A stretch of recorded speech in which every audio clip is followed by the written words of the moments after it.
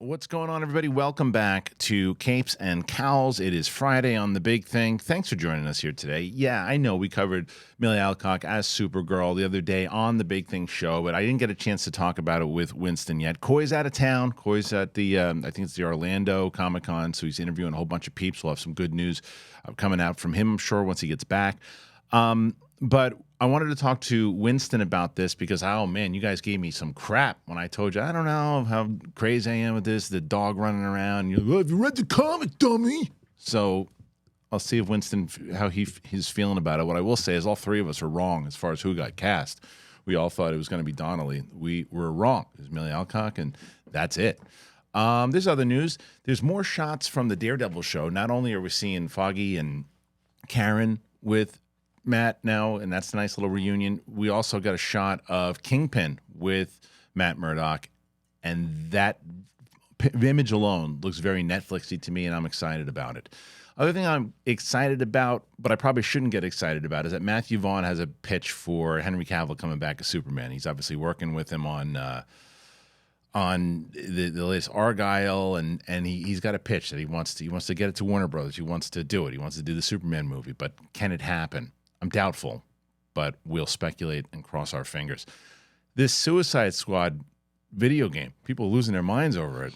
I want to hear what Winston thinks about it because I don't know. Someone's like, oh, why are you saying things against the audience who don't like it? It's like when you talk about Star Wars. I didn't say nothing. I don't even know what the hell's going on. Mike had a fandom opinion. I was like, I don't know what the hell's going on.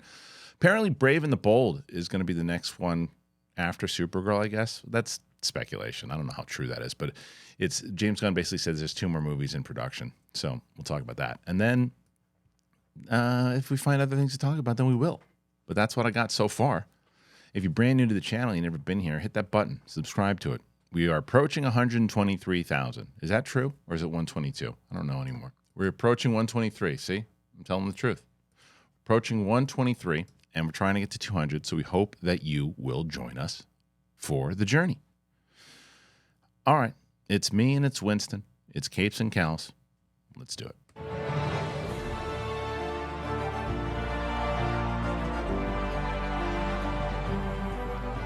Welcome back, ladies and gentlemen. Capes and Cowls. Me, Kristian Harloff. Winston A. Marshall. Capes and Cowls. Coy is doing the thing, man. He's doing the thing. He's got a lot of people that he's talking to. So Coy Jonju did the thing. He did that dance. It was amazing. It really is. It is. Little shimmy. Yeah. Hey, and then the poor woman. She's an amazing singer, and then the Critics' Choice Awards and actresses who think that they can sing. Is that why they did that joke? Because it still doesn't make sense. Because she's actually a phenomenal Broadway singer. It's the stupidest thing ever. I remember I was there, and I was just like, I couldn't understand. Like, I said, who wrote that? It was terrible. I understood the joke if they had played it better. I feel like the problem is the presenters weren't in on it. They just were reading the prompter as it came. They were eating bagged pizza at their table. Like there's like, what am I supposed to do? Read this. Oh, okay. Because like Ryan Gosling isn't a bad singer, but I think if the joke was Disney Club. You're taking Jack Black, one of the most infamous actors that can sing, like toured worldwide with Tenacious D. You take Ariana Debose, who has won multiple awards for her ability to be in musicals. Right. So if that's the idea, it's like, oh, a bad singer. It's like, and an actual bad singer. Then that would have made sense. But I feel like they didn't get the joke, and so they delivered it terribly. Or just say, like, this person, they're all real singers. And Ryan Gosling. You could do that too. And Ryan Gosling, who has been in a band, but still would have been like, and you would have gotten it, but anyway, it doesn't matter. That's a long time ago. So we have other things that we are going to talk. We have a lot to talk about. But before we do, I'm so excited, man. I'm so excited because I know that you've seen these digitally. I've only seen the first 2. I haven't even seen the third yet. Oh man! So the new one coming out is like all your origin story. So that's the 4th one that's coming out. But there's some great stuff in here, and you can get these. By the way, this is the Capes and Cowls comic book. They're pretty great. So if you check this out, this is Winston's got the first one. You can get these, by the way. Crazy. You can get them if you will. I put a link. It's the first thing you'll see in the description if you want to get the hard copy like these. But if you want to get them digitally, you'll get them all exclusively on Patreon. But these, I got these. But you got to pick this one up. Hey, Winston. Oh, what's up? Yeah, what's look up? at me. Look at me in the front. Crazy look balls, at me. big balls. Look at me. I got my own cover. Look at me. Look at me. Oh, yeah. Not big. Oh, my God. I got my nuts hanging out. Big balls is in the man. goddamn You got no idea. Me and Flousy Flouse and you and Coy and everybody. Oh, my all goodness. The mothers. We're all there. Yep. That's me. And I'm dancing. Man. I'm the best. And I get to Not hang your out with jacket. Steph. Not your jacket singing these nuts. Oh, yeah. Come on, man. I patent. It's patent now. Patent. I patent my balls. Jesus I patent them, Christ. Winston. He said, I packed them with my hand and then I patent them. I'm the best. Dude, this is crazy. good, isn't it? I got it. I mean, between you and Wicked Art, man, I gotta thank you. This is absolutely fucking crazy. This is a childhood dream. Yeah, it's cool. It's really. So that's what I was going to tell you. cool. So what I want to do is, and I don't know if we'll be able to do it today. If we have enough time, then maybe I'll do it. But I want to record everybody's dialogue. Absolutely. And then I'm going to put the screen up for Capes. I want to do like a 2-hour Capes and Cowls episode where we just do everything. That would be legit as fuck. Yeah, and so Wicked Art is actually working on issue 4 because he works so hard on these. He works so hard, and when we did on the Patreon, we said, give some feedback, and he said a few people did, but I was like, well, just wait until I get the hard copy because then I'll tell the majority of the audience also that we have them. And if you get them, then please give your feedback because I mean they're so detailed and they have everybody in here. There's Steph's in here, Mike's in here, Roxy's in here. Did you saw? Yeah, dude. Seriously, I can't put into words what How this cool it means is, for right? a childhood me. Honestly. Yeah. So so you can get them if you want to go. I put the link in the description. Get the hard copies for sure. And I think that we're also doing something on Patreon that we'll get if you want hard copies also that we can do. We'll sign the hard copies also especially once we're gonna put the music, we'll put the Capes and Cowls music to it. That's so sick. It'll be great. It'll be great. You need to send me that audio file so I can make that my damn ringtone. Oh, that's easy. You can pull that off the internet. I mean, I could rip it off of an episode, but there's a full file on the internet. Yeah. Oh, I didn't know that. Yeah. Anyway, things I don't know. I know. It was Mark Riley's the theme song for the Schmodown that we only used it once. Really? We used it once. It was written for him for the Schmodown. I thought you had a more Superman version of something for him. Here, if you listen, you know what I'll do is real quick. I'm gonna play the song in kind of a little bit more. Hold on. Okay. This is the actual song, the full song.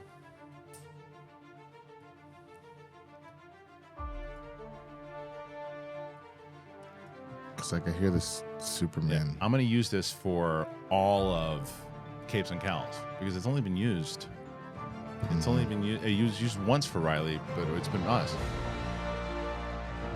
Can do the opening song when the three of us are fighting the thing. Yeah. Yeah. Well, I was a huge fan of the theme for the Inner Geekdom show. And this is where it goes into right here. That's crazy. It's cool, right? Yeah. Yeah, it's really done. It's Epic Trailer did this one, and I loved it when he made it. And I was always bummed that we didn't use it more because Riley used it one time and he lost. And he didn't want to use it. I know how that goes, bro. Yeah. Not even from the Schmodown, but just the superstition of because that happened with it's so stupid. I had bought some Cowboys socks. I was like, cool, I'm decked out and everything. And then they got blown out in a game. This was last year, and I said, man, and they just sit in my drawer, and I will never wear them again. But I won't throw them out because I paid a lot of money for them. I get it, but it goes on for a bit. That's really fire. Epic Trailer is the channel. Just if you guys want to hear it, just type in Mark Riley theme song Schmodown. But he's got a lot of different things that he does. He's very talented. I wish his channel would blow up more. He's got 29,000 subscribers right now, which is great. But he deserves 2 million. Absolutely, he's very talented. This guy. All right. Anyway, so let's get to some of these stories because we have a few kind of big ones, and let's start with this one. Superman Legacy director James Gunn shares fan art depicting Milly Alcock as Supergirl. As he's done for previous casting announcements, James Gunn has taken to social media to share fan art depicting House of the Dragon star Milly Alcock as the DCU's new Supergirl, Mark Cassidy. at Comic Book Movie Rights. Superman Legacy Director and DC Studios co-CEO James Gunn has previously shared fan art from Davey Alves after pretty much every DCU casting announcement, and now he's taken to social media to spotlight some of Alves' latest work, this time Milly Alcock as Supergirl. The House of the Dragon star casting was official this week after she emerged as top contender alongside Meg Donnelly. Gunn and Safran flew multiple actors to the Superman set in Atlanta for screen tests last Monday, with Alcock and Donnelly and others possibly donning the Supergirl suit, most likely the one that Sasha Calle wore in The Flash for their auditions. Though it was said to be a close contest, Alcock ultimately won the part and will suit up as a less earnest and more edgy version of the iconic superheroine as Gunn looks to move away from previous depictions of the Girl of Steele, particularly the long-running CBS CW series fronted by Melissa Benoist.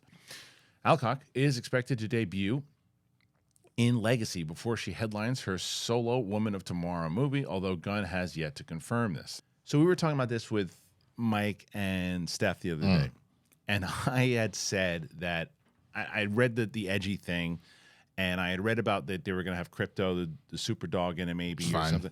And I said, I don't know, you want to have a dog in it? And all the comments, I can't wait for Winston and Coy to be there because they're going to tell you about the comic itself. And I'm like, fine, but I'm also, the thing is too, guys, you got to understand this, is that not just me. How are you going to get like casual fans in general? It's like, if you read the comic, you would know. But I didn't read the comic. Sure. And a lot of people I know are not going to read the comic. So let me put it to you this way. Krypto doesn't talk, but if you were able to deal with Cosmo and Rocket, you can deal with Krypto the Superdog. You know what I'm saying? Like, well, no. That's different. That's why? different because of the tone. Sure. The tone, the tone of Guardians fits a talking dog, and even though the dog's not really even talking, it's talking through like technology. If you're gonna have an edgy, and this is why you're explaining it, that if it's not talking, it's fine. But if the dog started talking to her, Krypto never talks, but like Krypto is literally that. It has all the powers of Kryptonians, and I remember the movie. I saw the animated one. Yeah. So no. So it's don't think like Legion of Super Pets, because even that, if you remember, the pets were talking to each other because they're animals. Right. They weren't talking to Superman. Right. That's you know. True. So it's. She tends to have a better relationship with Krypto than Cal does. Okay. So it does make sense for them to and on in top the first movie though, it's fine. All right. Like, you got to remember, on top of that, for this first movie, we're apparently getting a large majority of a flushed out either Justice Society or Justice League. Right. That's in Superman though. I understand that, but I'm saying like so they're saying what Krypto will be in Woman of Tomorrow. Yeah. So I know they didn't necessarily say that. I guess the comic book that this is based off of has Krypto in it. So there's no confirmation that Krypto is going to be in. There's no confirmation at all. And there's most likely, I'd say the most likely scenario is I see this and I'm like, yeah, you guys are right. It wasn't a big deal at all. The way they handled it right, and it's not goofy and it plays. So I don't know. All I'm saying is, because like you could take it to Cosmo and Rocket, but like even with Iron Man, which had like comic elements to it, like funny haha, comedic, it was comedic. Thank you. It was still pretty serious of a movie, like being kidnapped by terrorists and barely surviving and all that. And remember, we had a lovely interaction with a non-talking robotic arm, that like was like a whole thing. So I think honestly, all you're doing is you're acknowledging more of the universe that actually exists here. You're letting us know that all exists, and then like again, just remembering in terms of just comics in general, you can have a serious tone and then have a movie like The Suicide Squad or Peacemaker, since we're talking Gunn, where you have a giant alien starfish mind controlling people, or a bunch of little like butterfly bugs that are invading people's mind. Like it will be fine, I promise. And Krypto's interesting because that's her emotional anchor. Okay. Well, look, I do like Milly Alcock for sure. I thought she was fantastic in House of the Dragon. I was pulling for Meg Donnelly because I also have an idea in my head, which is apparently, from what everyone's telling me, wrong. Because in my head, I always thought she was kind of a little bit more wholesome, and then they're going with a more edgy version. And we had thought maybe whoever it was going to go against what they're normally known for. But if you're going for that edgy tone, you know that Milly Alcock can pull that off in a heartbeat. So and I will say, even the AI art that I saw of her that we used, and then the art that he's sharing, she fits the role. And James Gunn is phenomenal at casting. Yeah, I have literally my split feelings is more positive than it is like negative. I would say she wouldn't have necessarily been my choice, but A, it's not my universe, it's not my movie, so it doesn't matter. See the audition. Didn't see the audition, so I have no idea. But like, I want to congratulate the hell out of her. Like, that is a huge deal. Like, obviously, being a House of the Dragon is big, but like getting a role like this is definitely that type of thing that will like push you to the next level. You get excited for a young actor to be able to do something like that. And she wasn't the lead in House of the Dragon. She was a major role, but she wasn't the lead. This is her movie. She was for the segment that she was in, I guess. Since it's time skipping. She was a major character. Yeah. She was a major character, but like, but then you'd also had Matt Smith. You had other people too that were major. Sure. But this is I'm saying, but when it wasn't called Rhaenyra. It was called House of the Dragon. This is called this is her movie. No. I get that, but just like with Rhaenyra, you would make the argument that Rhaenyra, even though it's an ensemble show, is the main character, but it's just because you were time skipping anyway. She didn't even get to sit in it that long. She got 4 episodes, and then they moved on to she was on it for a bit. I definitely would argue that she's one of the main characters. She's not the main character. Who would you say the main character is? The entire family, and that's what I enjoyed about it, is that it was all about them, and they didn't cut back and forth to other different characters. It was all basically contained within that family. She was a major character, but I'm just going with your point though, that this is like a major role for her because now it's her movie. Absolutely. And so to that point, I'm super excited. And again, we didn't see her audition, so she probably crushed it. And we know she has the acting chops in general. I think the only thing that's throwing me off, but again, movie magic does it all the time. Tom Cruise is arguably the biggest movie star we've ever seen, or at least in that category. Both her and Meg are so short. Yeah, what? They're like 5'3" and 5'5". Okay, 5'5" isn't terribly short, obviously, but I just every time you see Kara, like she's not as big as Clark, right? But she is like a little bigger, right? Like, you know what I'm saying? So like in my mind, I was like, dang, okay, but again, movie magic. It doesn't matter. That's not important. If anything, how tall was Sasha Kaye?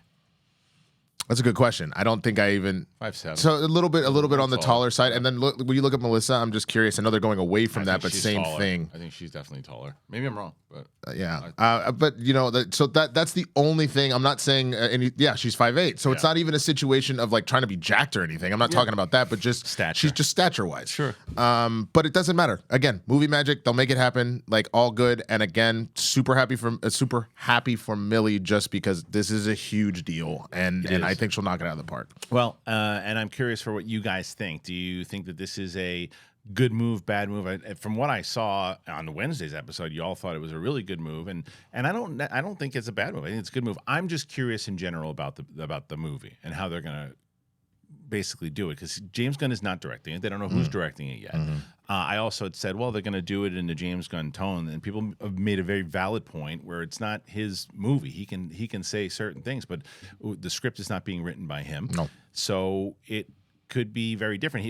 She will be introduced by him, though. Have we seen producer James Gunn before? Like, do we have what? Like, I've seen plenty of his movies he's directed. Let's say some. Here's some of the ones that he's produced. Okay.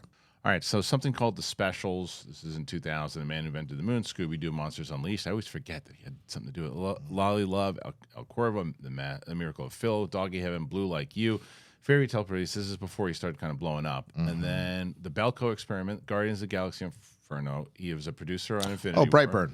Okay. He's a producer on Brightburn, right? Producer on I think that's the biggest one for me, because everything else, like, obviously you're still involved with all the MCU stuff, like but part that's of the deal. It's part of the deal where it's like, I want to be a producer on the movie, but it's more to give you the producer credit and more money and blah blah blah. But so the big one for me then would be Brightburn, and I know people had mixed feelings about it. I really enjoyed Brightburn. So and if you're talking about a more serious tone, Kara, knowing that he was able to help produce that with Brightburn and how intense that was, then I feel good about. I literally just know him as a writer director. I don't really know him as a producer, so that's why I was curious. I do want to know. I'm curious. There's another story that we'll get into in just a moment about the movies that are coming next, and I would assume it's Superman in 2025. We can speculate, because I have an idea of what I think the next 2 movies are, because you said something else is in production. But before I do, is that that I've been I told you this, that as I checked this morning, 16 pounds I lost. Yeah, I lost 16 pounds. I was pushing 220 at one point. I try not to cuss on the show. We're built differently. We're built differently. How tall are you? Little over 6 feet. And so I was, but that was too much. Like Christmas time and everything too. It was too much. And then looking at the doctor, cholesterol and all this, I'm no, just can't do it anymore. So I've been eating really well, but I do get to that place where I need like a snack at night. And I have been. I think I've told you this. Magic Spoon.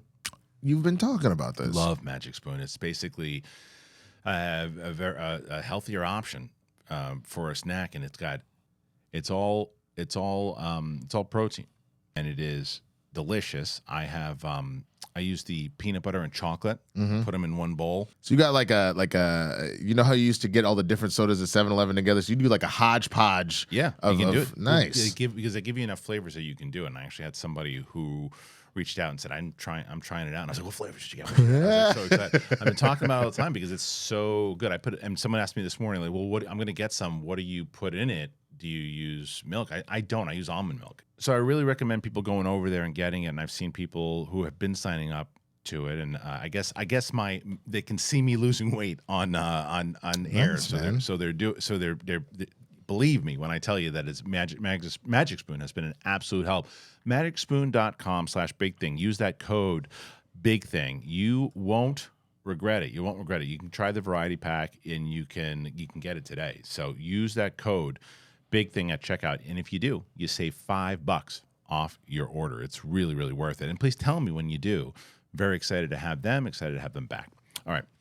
Dude, congratulations though. I didn't say that. I just immediately started yelling at you for losing weight before I did. But I genuinely on Monday started a new workout program and all that. So like I'm feeling the mode, man. I'm getting up there in age. So like now my body is screaming at me when I take care of it, right? And so I'm telling you, because you're not supposed to really eat like after 8 o'clock. Like right, you're supposed to, and if you do, it's like all protein. That's the beauty. It's like because I like. I've heard that. Yeah. It's roughly somewhere between 2 to 4 hours before going to bed. You should stop taking in food. So yeah. And that's the best way to do it. Like if I wasn't, sometimes I'll do, if I'm doing a yogurt or if I'm doing whatever it might be, and it's like my friend was like, either do yogurt or cottage cheese, right? And I was like, well, what about this? And he's like, you can do that. Like, if that's the case. So I did start doing Magic Spoon. Nice. Anyway, let's move on. Let's get to another story, and we're going to stay with the DC stuff. Here it is. Superman Legacy director James Gunn. He says that there are 2 more DCU projects, and they're about to start production. DC Studios co-chair James Gunn has informed fans that 2 more projects besides Legacy and Creature Commandos are starting to start production very soon. Before this, I haven't even read this article yet. My guess is if they mention it, I'm going to guess it's obviously from the picture, Brave and the Bold and Supergirl, obviously. That's what I say. As 1 year passes since James Gunn unveiled the known DC Studios Gods and Monsters Chapter 1 slate, Gunn took to social media to update where things stand with the highly anticipated cinematic soft reboot of the DCEU. Via Instagram, Gunn said, 1 year ago, Peter Safran and I introduced our DC slate for the first time. Thanks to all of you for the support you've given us throughout the year.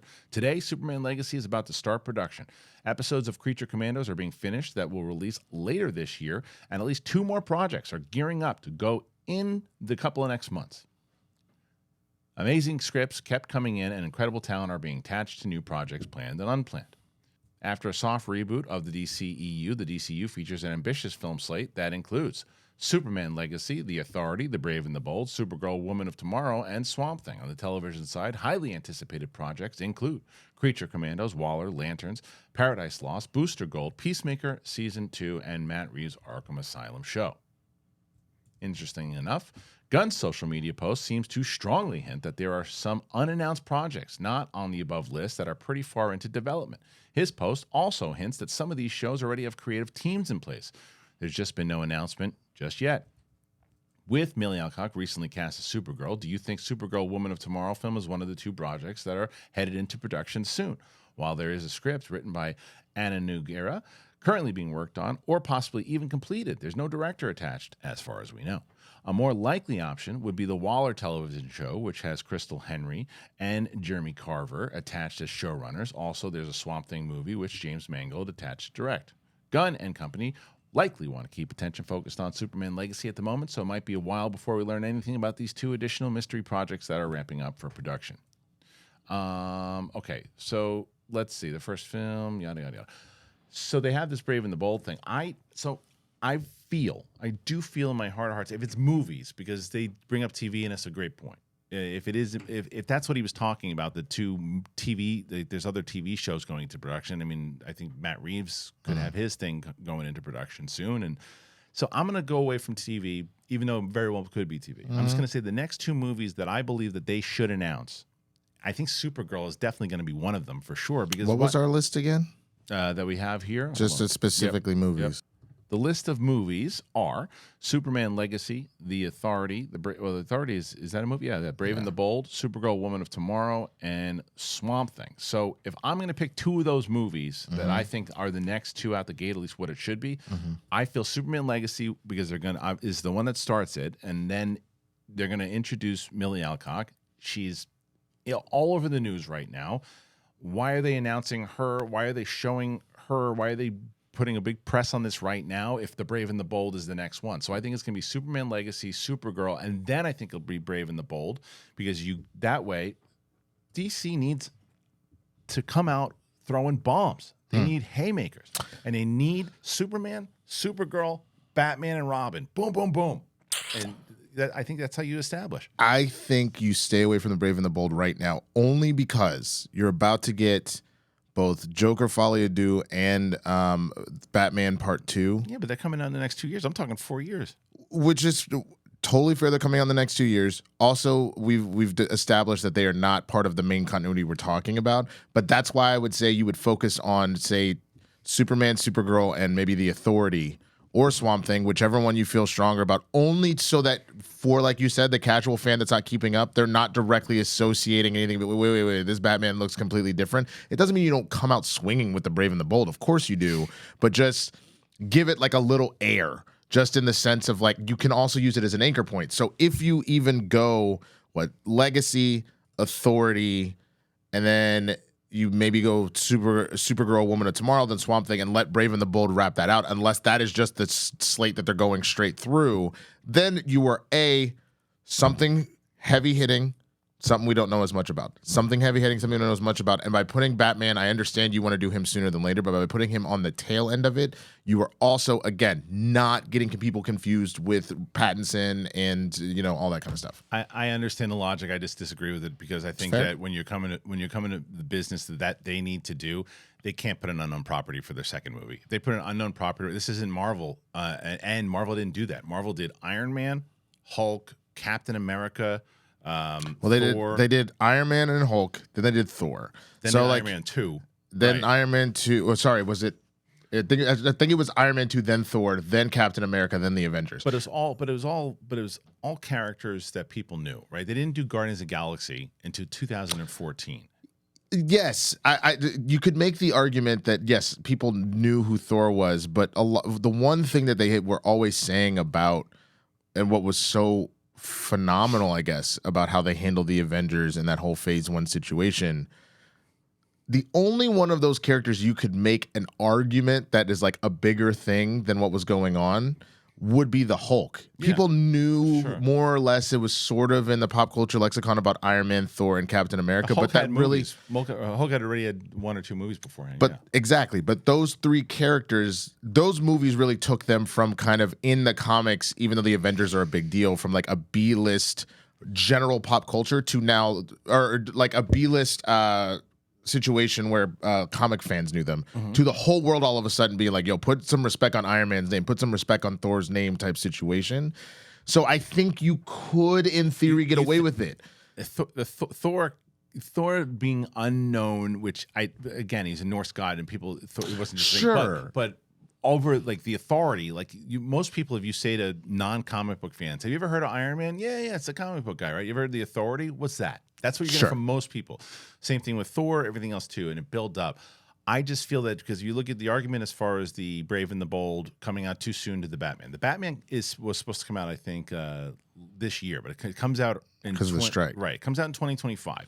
Superman also comes out in 2025. So if you got time. Okay. So if you put, but to your point, if you put Brave and the Bold in 2026, right after Pattinson's one, then it's like, well, that's tough because of what your point is. However, what I'm saying is you do Supergirl in 2026, and then you do Brave and the Bold in 2027.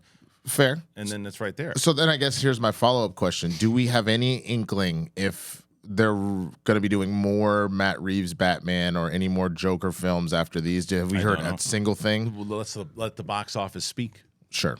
Yeah. I mean both of them did gangbusters because what Joker did $1 billion and then the Batman did like 800. I think the Batman has been announced as a trilogy from what I believe. So that's the only reason I'm hesitant. If you're going to do that, you're all of a sudden telling the common man to switch gears, and you're normally the one fighting for them. I'm normally like, they'll figure it out. No, but you're going to have to. But that they made their own bed with that when they announced the Elseworlds thing. Because sure. If you announce a Brave and you announced a Brave and the Bold, because if you have to wait until what you're saying is like, well, let's let the Batman trilogy play out. Let's say the Batman came out in 2022, right? 2022, I believe so. Yeah, we were back in theaters at that point. So 2022, and then it'll be 3 years since the original. So 2025. Let's say it takes another 2.5, 3 years. That's 2028, right? You're waiting. I mean, that is a really long time to wait. You're gonna wait 2030 before you put the Brave and the Bold out? No, that's a real. That is with your math. Yeah. It's a solid point. I guess that's just it. I know that I'm not going to be confused. I know most of the people that watch this channel are not going to be confused, but I'm literally trying to take in what you are constantly pushing of thinking about the everyday person. 100%. That's when it was announced. The Elseworld stuff, that was my first thing. But when you announce it and you're like, no, there's different things. This is connected to this. This is connected to this. Not the same thing.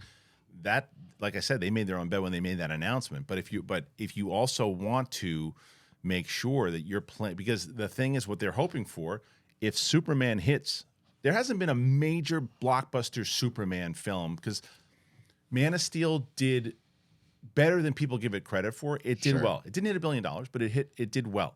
More so like the classic iteration of what Superman was in the comic. Because I told you, I love Man of Steel and what Henry Cavill did, and we're going to talk about him in just a second. Different interpretation. Different interpretation, but that version of like basically the Boy Scout version is coming back. So if they hit with that movie like they're hoping to, and he becomes the big Superman's back as the guy again, if they can do that, then you start surrounding so now David Cornsweet's the guy, and you're like, well, who's his foil with Batman? Who's the Batman? And they're like, well, now that guy's gonna, because if movie hits, Cornsweet's gonna be a major star. And then you say, oh, there's Superman. Who's his Batman? And now you're gonna say, well, Superman's now gonna be with Batman. I cannot believe I keep like just sticking to this one thing. Because then my flip side is, you're right. Okay, you do need to, if you're gonna set up this universe, you do need to get the Brave and the Bold rolling. Yep. So then what do you do in the sense of like, okay, the Batman Part 2 like kicks ass, and then all of a sudden the Brave and the Bold comes out, and then it's like decent. It's Ennis Muschietti who did the Flash. Fair, but let's just assume that they're all doing super well.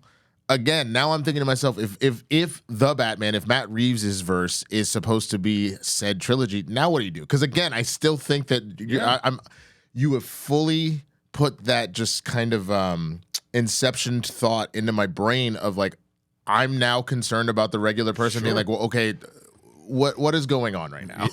and it absolutely, and at the Elseworlds thing, the second it was announced, I was like, that's going to be confusing to people. Because the other side of it is when people, because I'm sure there's already people in the comics, well, you already have all the variants. Well, you have decided that that's the storyline you're telling. So there's a level of, if you want to get involved in this, you kind of need to understand what's happening. Sure. But just from, I'm imagining, like you said, your cousin, your uncle that just sees a trailer. Wait a minute, I thought that Twilight kid was Batman. Right. Who the F is this? Right, and like, then you got to look and you got to go, well, the way it works is, and that's so essentially we're going to be the kind of vessels in between, because that's not on us. That's right. And that's not, and it's like, look, they're going to take that shot to tell the connected universe, and I think in order to sell that connected universe, you've got to hit with some power, and what better way to do it was if Superman, then you give a really good scene to Milly Alcock, bring her in there, and then you do Brave and the Bold, and then set up the authority. I thought you were setting me up right now. It's like you got to come in there with power, and that's why you want to get AG1 and Blue Chew. Like I thought you were literally jumping into a damn ad. No, not for this one, not for this one. But it's true. And then if you want to do, because there's other movies and other shows too, because aren't they supposed to do a Green Lantern? Yeah, there's the Lantern show, which I feel like I saw some sort of rumor of some announcement. The social media is just turned into one giant, just like ugly ass, just plate of food at this point. That's all bad for you. But this isn't it, because he's got the ring. He's got that power ring that's green and healthy, like AG1. You son of a So AG1, actually, I'll tell you though, with AG1, it's the other reason, as I mentioned to you before, though, Winston, with eating well and everything, like being able, I've been doing AG1 for like 3 years, so that's been the one constant thing in my life. Even when I wasn't eating well, that was the one where it was like, that made me feel good because I'm getting my constant vitamins, and I was putting in one, because you've been now at least a year, right? I'm on again, off again. Okay, but it's when what I have realized is when I don't do it, I regret it. Like it genuinely has gotten to that point now where I feel so much better when I do 100%. use AG1 and that I notice when I don't. And I get good sleep off of it too, because AG1 it has all the essentials that you need. And people tell me for forever that you got to take your vitamins. My father-in-law is like, vitamins. I was like, just so many of them coming in so many different directions. Like, no, just put it all in one thing. I shake it up, I put it in water, I have it every day, and it helps. And the sleep quality part of it was something that I really, really enjoyed. So I would recommend getting AG1. I would recommend trying AG1. I like AG1, and I want them back on the show, and I want you guys to feel better when you wake up. So go to drinkag1.com/bigthing. Go to drinkag1.com/bigthing. Get yourself some of those benefits that we get here on the show for when you take AG1, and you'll love it. So go ahead and sign up today. All right, moving on, Winston. We got some more news. Yeah. It's an all DC show so far, because Matthew Vaughn, who directed the upcoming Argyle, and it comes out today. And Argyle stars, one of its stars is Henry Cavill. So Matthew Vaughn has been working with him. Now, Matthew Vaughn apparently pitches a Red Son adaptation with Henry Cavill as the Man of Steel. So what's this all about? Mark Cassidy, I said that already. Mark Cassidy over at Comic Book Movie writes, Matthew Vaughn has never directed a DC Comics-based movie, but the filmmaker might be interested in a Superman Red Son adaptation starring Henry Cavill. The Argyle director Matthew Vaughn has helmed several comic book movies over the course of his career, including Kick-Ass, Kingsman, and X-Men First Class, but he has yet to dip his toe in the DC movie universe. The filmmaker revealed that he would consider taking the helm of the upcoming Supergirl Woman of Tomorrow movie after House of the Dragons' Milly Alcock landed the role. But what about the Man of Steel himself? BroBible.com asked Vaughn if he had any interest in directing one of the DCU Elseworlds movies that DCU Studios co-CEO James Gunn is planning, and it sounds like he definitely could be persuaded to come aboard an adaptation of Mark Millar's Red Son. I thought Red Son was one of the clever comics that I've ever read, and the current world that we're living in, it's certainly become a lot more relevant because ignorance causes more issues. And I think the more we learn about Russia and the Russian history. Vaughn then had the idea of casting our previous Man of Steel and his Argyle star, Henry Cavill, as the Soviet Union Superman. Wow, could you imagine remaking Red Son with Henry Cavill? That'd be an interesting movie. The premise of Red Son asks, what if Superman's ship landed on a Ukrainian collective farm rather than in Kansas, as we see the Man of Tomorrow grow to become a state-sponsored superhero whose civilian identity is kept secret and who in Soviet radio broadcasts is described not as fighting for truth, justice, and the American way, but as the champion of the common worker who fights a never-ending battle for Stalin's socialism and the internal expansion of the Warsaw Pact. Red Son is based on a thought that flitted through my head when I read Superman 300 as a 6-year-old. Millar said of developing his initial idea for the story. It was an imagination story where Superman's rocket landed in neutral waters between the USA and the USSR, and both sides were rushing to claim the baby. As a kid growing up in the shadow of the Cold War, the notion of what might have happened if the Soviets had reached him first just seemed fascinating to me. As I got older, I started putting everything together, and I first pitched something to DC when I was 13. I think, although it was a much cruder form as I got older, I started putting everything together, and I first pitched something to DC when I was 13, I think. It was a much cruder form, of course, and my drawings weren't quite up to scratch. An animated adaptation was released in 2020, and Jordan Vogt Roberts pitched a live-action take-back in 2017, but Warner Brothers declined. So the question is, Matthew Vaughn. I didn't love Argyle. You've seen my review, my Out of the Theater reaction, but I'm still a major Matthew Vaughn fan. I don't think this movie sees the light of day. I don't think this movie ever happens. I don't think this ever happens. Do I think that it would be an interesting thing to do and they're going to do an Elseworlds movie? This goes back to exactly what you're talking about beforehand, too. You're talking about being confusing. Wait, Cavill's not back? He is back? What, they're going to do an Elseworlds thing with him? When are they going to do it with him? At what point are they going to do it with him? Are they going to do it in 5 or 10 years from now? Maybe. In the same way that you're going to do like a Tobey Maguire Garfield. 5 to 10 years, though. Right. Is he? I guarantee you, at this point, Henry Cavill is over Superman. He got screwed. Not by James Gunn and not by Safran, but he got screwed, and he got thrown around the ringer. By when it came to this, like, people were so excited he was coming back after Black Adam, and they're like, "Oh yeah, we're just kidding. You're not coming back now." And like, he must have felt like he had egg on his face. I think he's over it. I think here's the only solution I could see, since we were having a debate about Elseworlds and how that works. You really have to drive home what Elseworlds is. You have to drill in people's heads that these are just alternate stories and really make that true. And in which case, it is not a bad idea to have more Elseworlds projects. Obviously, this has not been announced. It's not like a thing. It's just something he said he'd be interested in. Right. I still agree that it would be super confusing, but if you're gonna do it, then you need to announce a number of those projects so that people get this is the main story you're following, but like in the same way that you have the What If, show. Yeah. Just say you're just doing it on a movie scale. Now, Red Son is an incredible storyline. Okay. It is so interesting.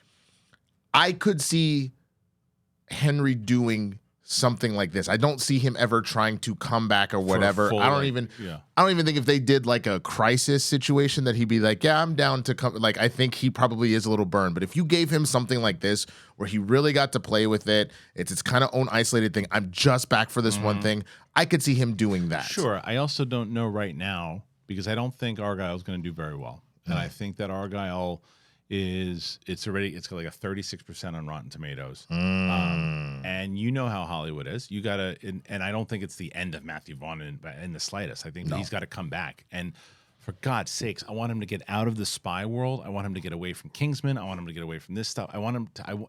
I love X-Men First Class. I love that movie. Layer Cake, like the first Kingsman, great. But get out of that world. Just for some reason, he cannot get out of that world, and so he's probably going to do 47 Kingsman movies again before we even see anything else too. So I hope though that he goes and moves and does something else outside of the spy thing, and then if he does an Elseworlds thing, they're not going to do a Superman Elseworlds for a very long time. But I've heard nothing but incredible things about this comic book. Like, it is genuinely, because I think the thing that people forget about comics is it is supposed to be a commentary on like society and whatnot. And I love what was being talked about of like where a lot of the misinformation and fear and stuff comes from is that you don't learn something about other people in the world. So you just automatically start painting stuff. So that is where it feels like at the beginning of reading Red Son. And by the end of it, you're like, oh, okay, cool. And so I genuinely do think that it would be an awesome thing to do. And even like the article said, in this day and age where it feels like we are not just as like a country, but as a world drifting further and further apart, it would be very interesting to just kind of explore that. Yeah, I'm curious how they would do, especially with all the stuff politically, what's going on with Russia. I don't know enough like about the story, but is it pro-Russia? Not really. Like, yes and no. Right. Like I am more familiar. Like, I read the comic a long time ago, and I don't fully remember that. I am more familiar with the Red Son animated movie they did in the last, like, what did it say, like 3 or 4 years? Something like that. Yeah, 2020. And yeah, exactly. And it was really, really well done. But it is one of those things that the main takeaway is that, yeah, there's like a different ideological and a different way that mentality, and there's a different way that we live life and blah blah blah blah blah. and there are evil people everywhere. Because like if you look at some of the Superman and Justice League stuff now, you have Amanda Waller and Cadmus and all that, and like even though they are trying to protect America, they're also kind of evil. Like the idea of putting like the Suicide Squad, putting bombs in people's heads like criminals and using them as weapons, but disposable weapons. That's not okay. Right. But it also, you know what I'm saying? Like there's gray everywhere. to Right. it. Yeah. So anyway, what do you guys think? Do you think that, first of all, would you want to see this happen? Matthew Vaughn directing Henry Cavill in a Red Sun movie. I think most people are going to go, yeah, I'd love to see what that would look like. I feel. But then the other question is, how likely do you think it's going to happen? If it was likely, I would say you're not going to see anything even remotely close to that for another 5 to 10 years. It's gonna be a minute. It's definitely gonna be a minute, especially because they already have. What I am scared of, because I do want the DCU to be successful. What I am scared of is you end up in a Universal Dark Universe type situation if you announce too much. Because set up your stuff first. That was a DCU's fault. Somebody put up the graphic on Twitter being like, you remember when we were supposed to get all this, and they had listed like 20 movies and like because they were trying to do, because Marvel didn't do that right away. Marvel got their movies successful first and then did that. Marvel's doing it now, but they weren't doing that before. And even Marvel now is realizing we're not in a spot where we can keep announcing stuff and everybody's going to be excited because people aren't excited about our stuff anymore. Yeah. So you got to be very careful with it.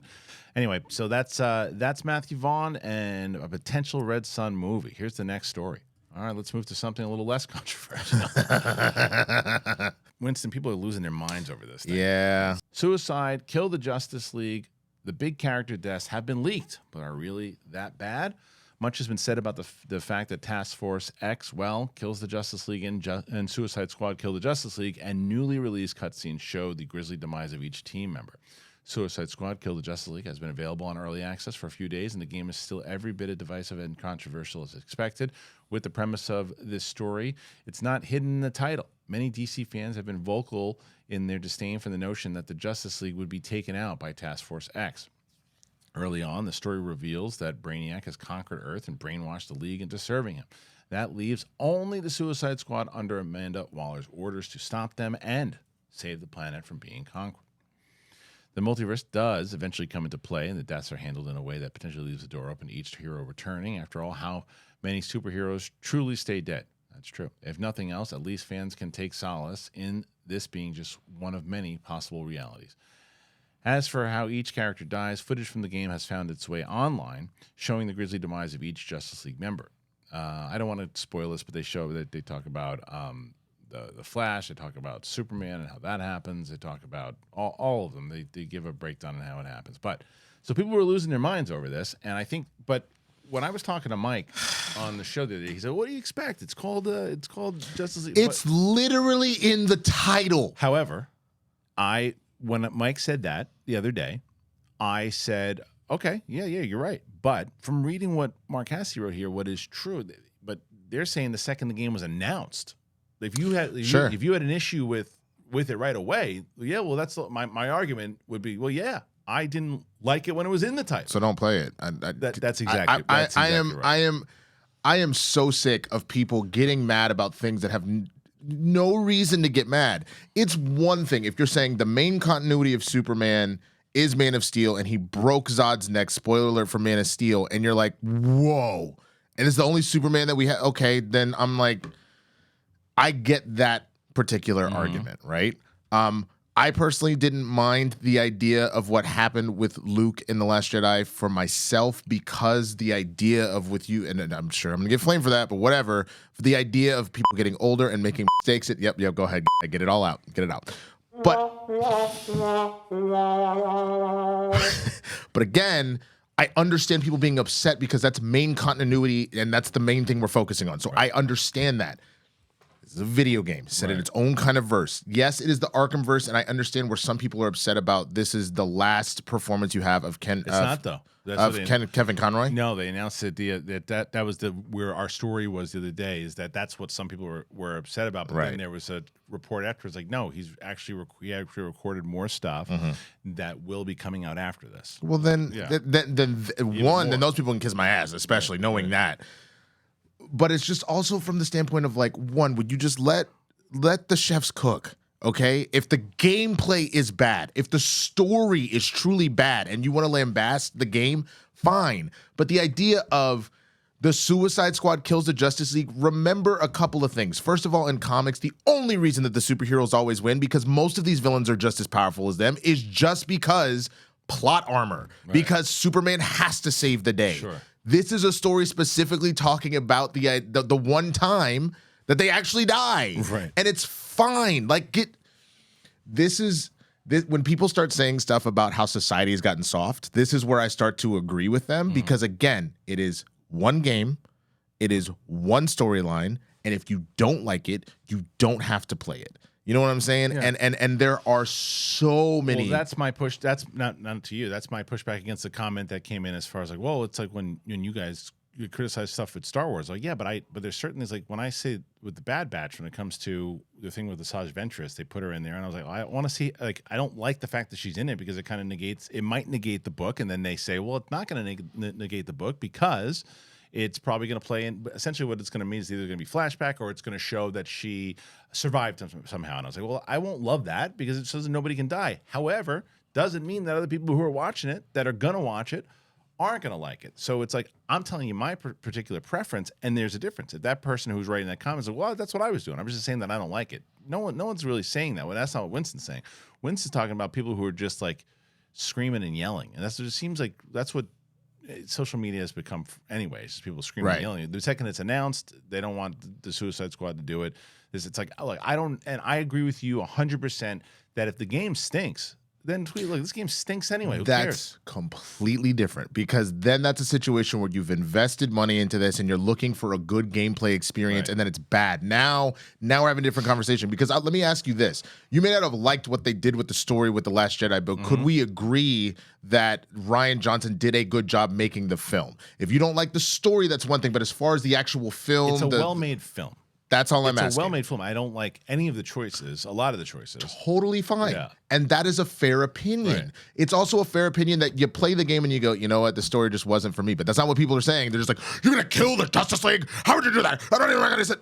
Again, the reason why the Justice League is constantly in fear and have to push through, because at some point Darkseid could win. And it doesn't mean that in Superman Legacy, it's not going to be, well, we can't make Superman because he's dead now. It's like, no, it's a different story.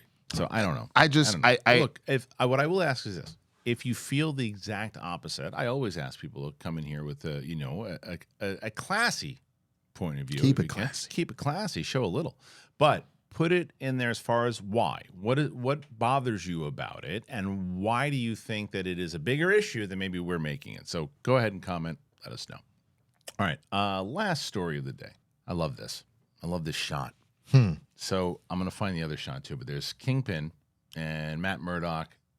You could have told me this is just straight out of the Netflix series, because it certainly reminds me of it right away. And then there's this picture of Matt Murdock, Foggy, and Karen. And they're walking down the street together and they're laughing. It's just, that was obviously just kind of like a candid shot of the three of them, but they're happy to be together, happy to be back. But both of these shots, you can tell that, and to their credit, they went, what we're doing right now, this ain't working. We need to go back to the Netflix style. People liked this. Why? Somebody had that conversation. Somebody walked into the room, whether it was Feige himself or someone to Feige. Someone said, people loved Daredevil, the Netflix series. We have the property again. They've always had it, but they don't have Perlmutter involved anymore. They have this in the MCU now. Why don't we just continue it? Yeah. If it ain't broke, don't fix it. Yeah, well, they were trying to fix it, and then they realized, stop fixing it. Yeah, exactly. And so I think the thing that was interesting is they kept and I don't know if that's just Feige just wasn't sure, or if the Marvel in general wasn't sure, or whatever. There was always these illusions with any of the TV stuff that it was like associated, and then it wasn't associated. Right. So like you had Agents of S.H.I.E.L.D., where that was a big thing, and they kept like making references. Like I want to say at the end of season 1, you had a situation where Nick Fury shows up, and then the end of season 2, or in the middle of season 2, you had a situation where I want to say Captain America, Winter Soldier, and Thor: The Dark World both affected that TV show, and it became interesting for that. And so you had in the Netflix shows, they would bring up. The Netflix shows would bring up, oh yeah, you know, the green guy was like whatever. So like you were alluding that it was a part. So just clearly you made a just maybe open it up now a little bit more instead of just like, well, we got to make our own version. But I also like what they did. Look, Echo. I still haven't finished the last 2 episodes, but I did like where they were going. The attempt to say, let's go a little bit more TVMA. Right, let's do that. Great. And now they're going to do, obviously Deadpool is going to be rated R. So let them play in this sandbox. Let them play in the more adult skewing, you know, let's see how it does. Especially, I'm going to throw that thumbs up. Why? It happens. It happened during one of your ads. How it does happens all the time, and I don't know how to shut off. People, and I'm going to leave this in the damn show. If you know how to get rid of that stupid thing in OBS, what is doing it? It's like it's a setting. It's a setting. They started doing it for some reason. I'll check before I leave, please. And because someone told me, you get rid of it. You go to Zoom and it'll work for OBS. Bullshit. It doesn't. It happens all the time. It freezes my camera. I hate the stupid thing. I did an upgrade to OBS, and the dumb thing with the thumbs up. I'll take a look before I leave. I'm leaving this in there. Absolutely leaving this in the show because I want to see if anybody knows why. How? Tell me in the comments, how do I get rid of that stupid thumbs up and all the? I hate it. Well, either way, coming back just to the Netflix shows and all that, I mean, I know we were going to potentially, but we're kind of running out of time. We were going to talk about the Luke Cage discourse and everything like that. Oh, yeah. What was it? Bring it up real quick. What happened? The main thing is it first started off with people kind of like, as this was starting to happen with the footage of where they're going with Daredevil and whatnot, Luke Cage came up at one point, and what I mainly saw on Black Twitter was a bunch of folks complaining about like, oh, how you gonna have Luke Cage and all he does is fight black villains and he ain't fighting no white villains that like, man. And I'm like, are y'all serious right now? Like, these are his main villains from his comic book, and also the creator Michael Coker, like straight up saying like, hey, A, these are the villains that were there. B, you got to remember we went source material here, and Luke Cage / Power Man started off as a blaxploitation hero and has evolved over the years. I don't think there's anything wrong with taking that source material, evolving it in its own way, and then also just remembering, because he is a street level hero, those are the things he's dealing with. He's dealing with corrupt people within the community that are trying to take advantage of their own people. It happens all of the time. So like, I don't understand what the big complaint was, and I think he mentioned that he had both what the ideas were going to be for season 3 if it had happened, et cetera, et cetera. Okay. So if they do get a revival, I heard that the main reason that they didn't continue with Luke Cage at all, because they did do a season 3 of Daredevil, they did do a season 2 of Punisher, is that Michael Coulter didn't want to do it anymore because you have to stay insanely in shape to be Luke Cage. That like Hemsworth doesn't care. And he'll be Thor. He's fine. But like Michael was like, I can't. Even Hemsworth talked about it. I feel it might have been on Josh Harwood's show. He just talked about Hugh Jackman talks about it all the time too. It's hard to stay in that shape. Because Michael Coulter is still a very in shape dude. Right, but that's different. But like, there's a difference between I'm in shape and I'm in superhero shape. Well, and that's why I don't know how long Alan Richardson's going to be able to do it. That dude is he's a walking shed. That dude is massive. Have you ever gone back and look at some of his early work and then look at him now and see how massive he's got? 'Cause he's always been big, but now he's insane. Well, wait a minute. I just watched season 1, and then I saw the trailer for season 2 of Reacher, and he's significantly bigger. Which is what's he's crazy. Significantly bigger, and it's crazy because he's jacked up in the first one. Well, the first thing I remember him from was, I think it was called like Blue Mountain State. It was a football show that was on, I want to say FX or something. But he was playing a football player, Yeah. so he was a big dude. And then he was in Titans, and he was a big dude. Like, I mean, he's been in stuff other than that, but he was in Titans, a big dude. But you're right. Then he gets to Reacher, and he's like bigger. And then he gets to Reacher season 2, and you're like, I couldn't believe it, dude. Did you eat a house? In the trailer for season 2, I said to my wife, I said, "Did he get bigger? Like, how the hell did that guy get so big?" It's got to be steroids, bro. I don't know. I mean, I don't want to. I don't want to comment the guy. I'm just like, that's whatever not it is normal. He's a mutant, man. He's a full-on mutant. Either way, I don't know. Luke Cage. To go back to that real quick, I'm a big fan of Luke Cage, even more than I was, because if you guys noticed the other day, we had a sponsor on the show. It was Marvel Strike Force, the app game. And essentially I just had to stream myself playing it for an hour, and I could have played it for 3 hours, but my wife needed help, so I knew I had to get off earlier than I wanted to. So yeah. Finish your story, but I have something that just popped in my head. So I was playing this game, and Luke Cage at first, he was on my squad, and he was getting his butt kicked, and I'm like, oh, he's not as powerful as I thought. And I did one power up, and he was just crushing people, knocking them into buildings. I was like, yeah, it was like Luke Cage gonna throw those bombs, bro. And he taunts too. He goes like this, bro. He yeets the hell out of people, which is fun. Yeah. What I was gonna say about Luke Cage that was interesting, and this was the other thing I saw kind of floating around on Twitter in general, which I thought would have been super cool. Thumbs up button. That was floating around all the time. It came around again. So we saw at the end of, well, you haven't seen the end of Echo. No. Something happened. There is something that happens with Kingpin that follows a storyline in the comic books where he gains a lot of power. That's the only thing I'll say, and the people that have seen the end of it or know what I'm talking about understand. Well, the thing that's very interesting is there is a point in time in which Luke Cage goes down a similar route. Again, this is weird talking in generalities, but for people that understand what I'm saying here, let's just say, considering what this year is, think of it, and the things that will be happening in America this year, think in those terms. That would actually be a very interesting storyline to see the two of them actually go and headbutt in that arena.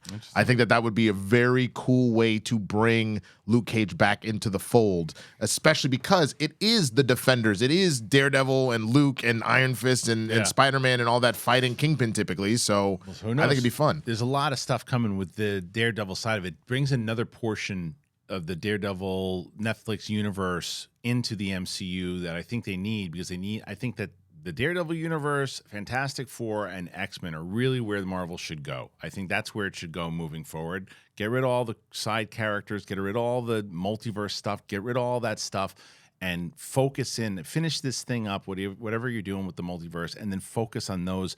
Because there's so many stories within the X-Men. There's so many stories you could do within Fantastic Four. And there's so many stories you can do within the Netflix universe. All right, I'd like to thank Winston A. Marshall. Winston, where can I find you? Find me at the Swaggy Blurred on all the platforms, man. Come say what's up. We're clicking along. I'm obviously don't move at the speed of this channel, but I just passed 2,100 on my YouTube channel. So please come over and come laugh for a little bit. I got some stuff on there, and then what I'm doing right now, kind of gearing up for the movies that are coming out this year. So I did do my Dune review. I haven't released it yet. I'm waiting till we get closer to the release date, which I think we're about 2 weeks out. Yeah, Dune, the first Dune. The first Dune. Yeah. Well, the second one comes out in like 2 weeks, right? The first one comes out March 1st, yeah. I mean, the second one comes out March 1st. March 1st, so the end of the month. So I will be releasing my CPT review of the first Dune the week before, and then I will do a review of the new Dune to follow the week after. So definitely come and check that stuff out. And that'll happen throughout with other stuff that is dropping throughout the year. So please come say what's up. And game time, we've got one more before the Super Bowl so with me and John Roca, so definitely check that out on Tuesdays. Oh, in the comment. A reminder that the Capes and Cowls comic book, issues 1, issues 2, and number 3, they're all available. If you hit that link, it's the first thing you'll see in the description. Go and check it out. It's awesome. Support Wicked Art. You'll get a kick out of it, especially if you follow this channel. You'll see a lot of familiar characters in there for sure. And then if you want to get the digital copy of number 4, that's going to be on Patreon. Patreon.com/thebigthingshow. We're trying to get to 600 paid patrons. If we do that, Mike Kalinowski is going to do stand-up comedy. That alone is going to be worth it. So there's other things, there's other tiers, there's other different goals, but let's get to 600 first. We'll figure that out. Thanks for joining us here today. Really appreciate it. Hit that subscribe button. Let me know how to get rid of that dumb thumbs up button. Thanks, everybody. See you next time.